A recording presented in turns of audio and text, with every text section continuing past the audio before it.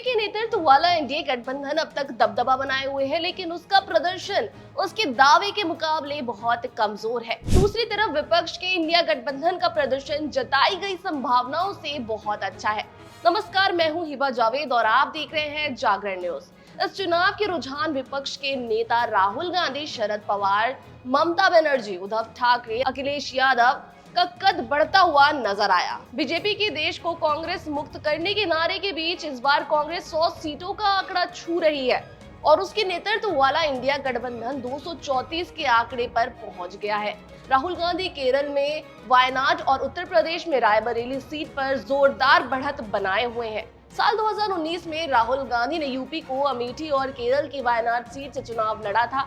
अमेठी में उन्हें स्मृति ईरानी से हार का सामना करना पड़ा था। पश्चिम बंगाल की 42 लोकसभा सीटों में से बीजेपी 12, तृणमूल कांग्रेस 29 सीटों पर, कांग्रेस 1 सीटों पर आगे है। इन रुझानों से ये साफ है कि इंडिया गठबंधन के हिस्सा शिवसेना, उद्धव ठाकरे और एनसीपी शरद पवार काफी ताकत के साथ वापसी कर रहे हैं। महाराष्ट्र में ये दोनों पार्टियां टूट गई थी। उद्धव ठाकरे और शरद पवार को अपनी अपनी पार्टियां खोनी पड़ी थी और नई पार्टी के रूप में अलग दलीय पहचान के साथ मैदान में उतरना पड़ा था। इसके बावजूद इस चुनाव में उनका प्रदर्शन शानदार रहा। इससे एक बार फिर शरद पवार और उद्धव ठाकरे ने अपने नेतृत्व का प्रभाव साबित किया है। उत्तर प्रदेश में लोकसभा की सबसे अधिक 80 सीटें हैं। माना जाता है कि जो लोकसभा चुनाव में जीत का रास्ता उत्तर प्रदेश से गुजरे बिना तय नहीं किया जा सकता।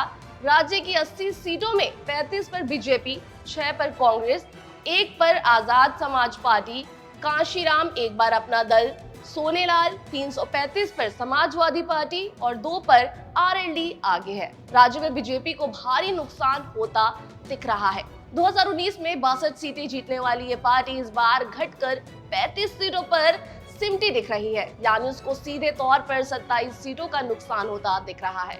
इसके विपरीत पिछले चुनाव में सिर्फ 5 सीटें जीतने वाली समाजवादी पार्टी इस बार 35 सीटें जीतती हुई दिख रही है। सपा के अध्यक्ष अखिलेश यादव इस बार दमदार नेता बनकर उतरते हुए दिख रहे हैं।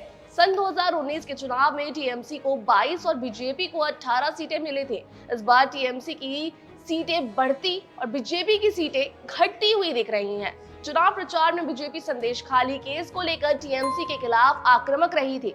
लग रहा था कि टीएमसी को इससे भारी नुकसान होगा, लेकिन स्थिति उससे उलट बनती दिख रही है।